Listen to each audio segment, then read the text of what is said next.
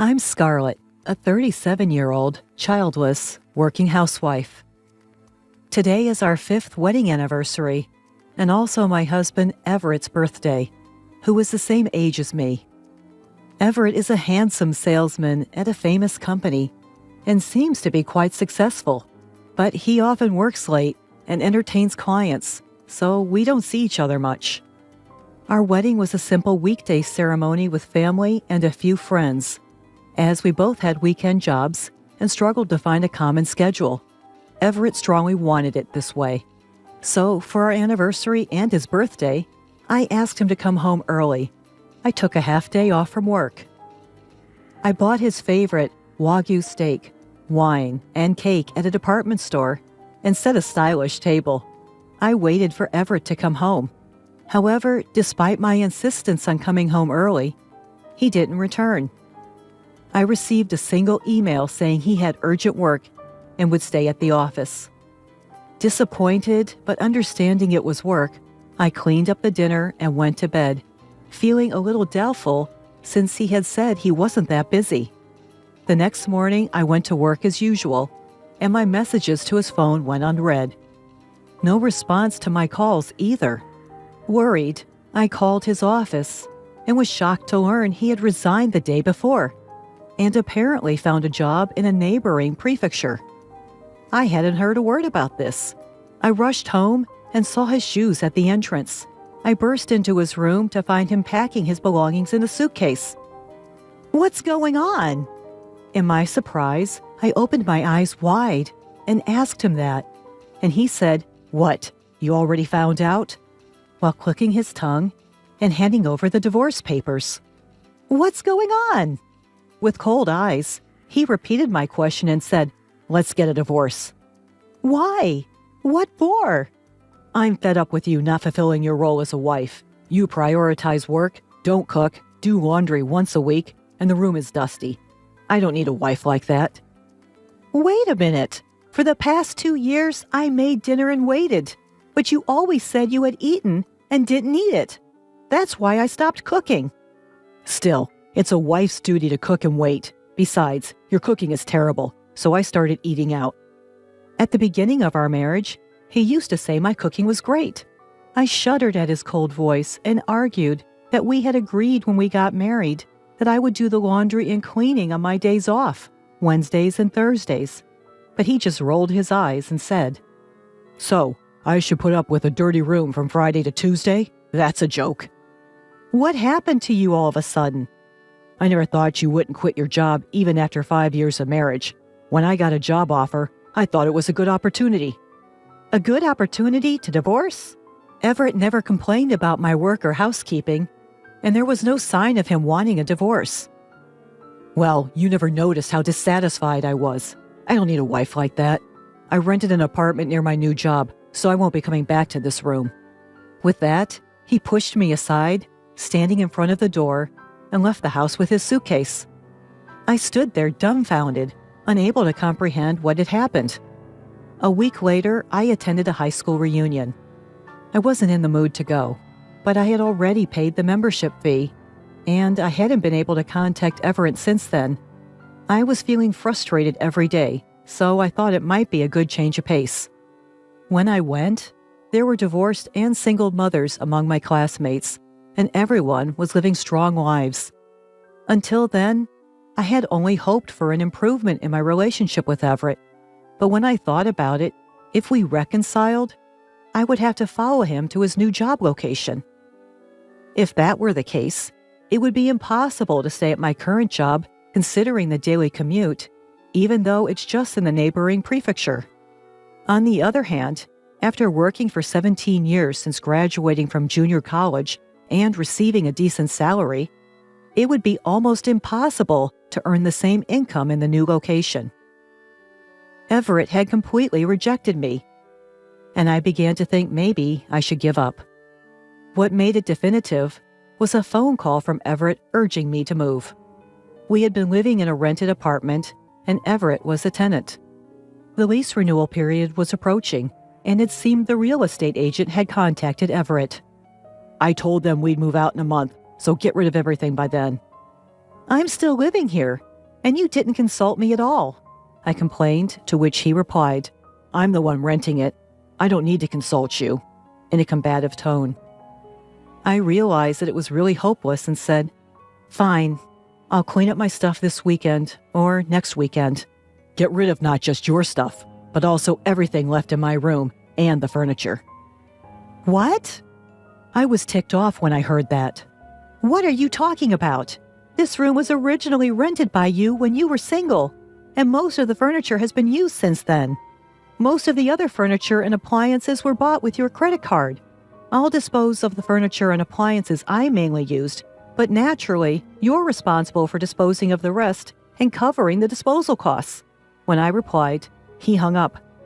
What a stingy man, taking only his precious belongings and leaving all the cleanup to me. This made me determined to divorce him. Over the weekend, I sorted out the closet, reminiscing about the happy times we'd had since we got married. There were many things belonging to both me and Everett. Among them, I found his high school graduation album.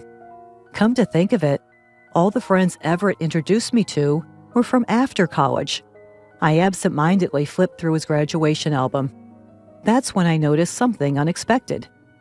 I submitted the divorce papers and reported it to Everett by email. A week later, in the evening, I received a reply from Everett with a picture, which was a marriage registration form for him and a woman.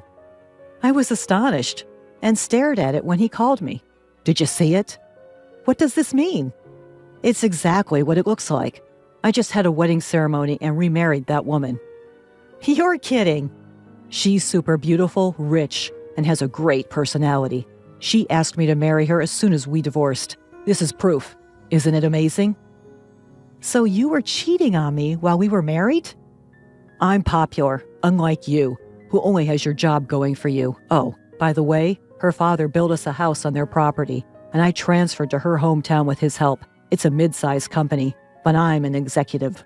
Everett must have really wanted to brag about remarrying his rich affair partner, but as he nonchalantly answered, a strong anger rose within me. He said there was a problem with me and divorced me, but it was actually to remarry his affair partner. He said they had been dating for over 2 years.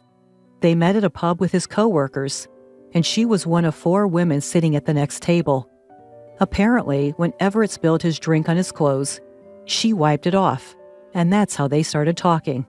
"Man, she's the same age as you and me, but she's super beautiful and looks like she's 10 years younger. She quickly wiped my clothes with a pretty handkerchief." According to Everett, when he took her to a restaurant to thank her, he learned she was a landowner's daughter. She had an arranged marriage at her parents' suggestion, but was troubled by her husband's infidelity. After saying, "I need to fix my bad parts, she's totally different from you," I was instantly attracted to her, he said, and then aggressively pursued her. She started dating Everett without divorcing her husband. Isn't it normal to question the woman who dates 2 men while trying to be devoted to her husband? But Everett, blinded by love, didn't notice. "A woman who doesn't support her man is no good. You prioritize work and don't care about your husband. You're not right for me." "Huh? You can't stand on your own, so you want me to support you?" I couldn't help but yell at him, and Everett seemed annoyed as well, saying, I'm so glad I'm finally free from a woman like you. Stella is the best after all." "Stella? Is that her name?" "Yeah, it's written with the characters for double and flower, like the double cherry blossoms. She was born when the double cherry blossoms were in full bloom. Her parents have a great naming sense. They are true celebrities." As I listened to Everett's voice, enchanted with her unique name, I remembered something. "Did you really marry such a wonderful woman? You're not lying?" Pretending to say this, Everett's pride was hurt. "She's the best wife with a great family background and personality. Look at her elegant beauty." As I expected, he sent me a picture of the 2 of them at their wedding. No doubt, it's her. I couldn't help but burst out laughing. "What's so funny? This is proof that we really got married." "Uh-huh, sure, it's real." I can't help but laugh, unable to say anything more. "Hey, stop laughing. We really got married, and there's a baby in her belly." "What? No way." I can't stop laughing. I get it. Losing me must have made you go crazy. Everett interprets my laughter in a way that benefits him and says dreamily, in 3 months, we'll have a baby girl. She'll definitely be as beautiful as Stella. Well, even if she looks like you instead, she'll still be beautiful. Everett has a sweet, idol-like handsome face. For some reason, he gets a little flustered and says, no, she doesn't need to look like me. Hearing that, I burst out laughing again. Everett says, go crazy on your own, goodbye, and hangs up the phone. Eventually, he'll find out why I was laughing. I can't wait for that day. Afterward, we had some disputes over alimony and property division, but I managed to get millions of dollars from Everett through a lawyer. Everett agreed to pay alimony for his share, not wanting to cause her emotional distress during her pregnancy. 2 years passed without any contact, and then I finally received a heartbreaking email. Please, Scarlett, I beg you, please listen to me. Reluctantly, I answered the phone call that came right after the email. As expected, it was about the child born between him and Stella. Well, kids tend to look like their parents, right? Of course! Who else would they look like? Yeah. Apparently, the baby girl doesn't look like the beautiful Stella at all. I tried saying, she's only 2 years old, right? She'll change a lot as she grows. But he couldn't be convinced, thinking it's strange that there's no resemblance at all. Well, I guess that makes sense. When I asked, holding back laughter, doesn't baby look like you? He suddenly panicked and said loudly, no, she doesn't, but it's okay. It's okay that she doesn't look like me. He secretly did a DNA test to check for Stella's infidelity, but the results confirmed that both Everett and Stella were undoubtedly the child's parents. So there's no doubt that she's your child. Everett wouldn't let the conversation end there. Hey, when I told you 2 years ago that Stella was pregnant, you laughed a lot. Do you know something? Wow, he remembered that. Well, yeah. Actually, Stella and I went to the same high school and were in the same grade. We were never in the same class during those 3 years, so I didn't know much about her, but I remember her being the daughter of a landlord and having a haughty, bad personality. At a class reunion about 2 years ago, the topic of Stella and her plastic surgery came up.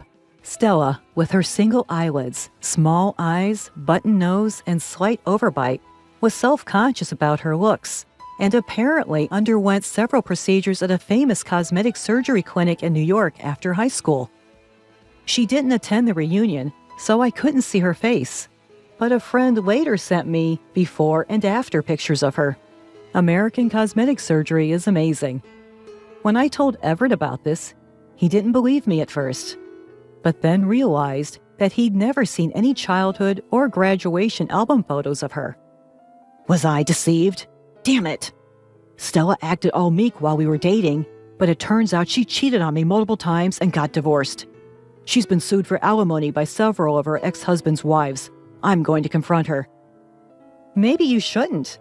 Huh? Why not? Well, the child doesn't look like you either, right? Usually, girls are said to resemble their fathers. When I said that, Everett was at a loss for words. She can't look like you. You've had plastic surgery too. How did you? When I moved out of the apartment we lived in 2 years ago, I found your high school graduation album. You looked like a completely different person, so I was shocked. After seeing that album, I understood why he never introduced me to his college friends, insisted on having a modest wedding, and only invited a few colleagues from work. Everett probably had plastic surgery while he was in college and was afraid of being exposed by his friends at the time. I don't think there's anything wrong with plastic surgery, but you have to consider that your child might look like your original face. What should I do? What do you mean, what should you do? Just be a normal father. The results showed that the child is definitely yours. With that, I hung up the phone and blocked his number and email address. He's such a narrow-minded man, just because the child's face isn't what he wanted. A year later, a friend with a child the same age as Everett's showed me a picture of her child entering kindergarten, and the child was adorable. The child simply didn't resemble the current Stella or Everett. But according to my friend who became friends with Stella, Stella also expected her child to look like Everett after his surgery. My friend has to listen to her complain almost daily, saying I shouldn't have given birth to such a child. Seriously, they're the worst couple ever. And it seems Everett cheated again, so my friend even got divorce advice from Stella. Everett is such an idiot. If he ends up divorcing Stella, he'll have to pay alimony and child support. Plus, since Stella is a rich lady, there's no telling how much money she could get if she hires a skilled lawyer. Furthermore, according to my friend who became friends with Stella, even the local kids know about her plastic surgery, and her daughter is being excluded at kindergarten, being told, "Your mom is actually ugly." It's a relief that Stella's parents seem to love their granddaughter, but it's really sad for the child. Well, it's none of my business anyway. As for me, I managed to rent an apartment in a convenient location for commuting. Now that the distance is shorter, I can do cleaning and laundry after I get home, and I can spend my days off entirely on my own interests. I've deepened my friendship with a divorced classmate whom I met again at the reunion, and I'm enjoying a leisurely and fun life.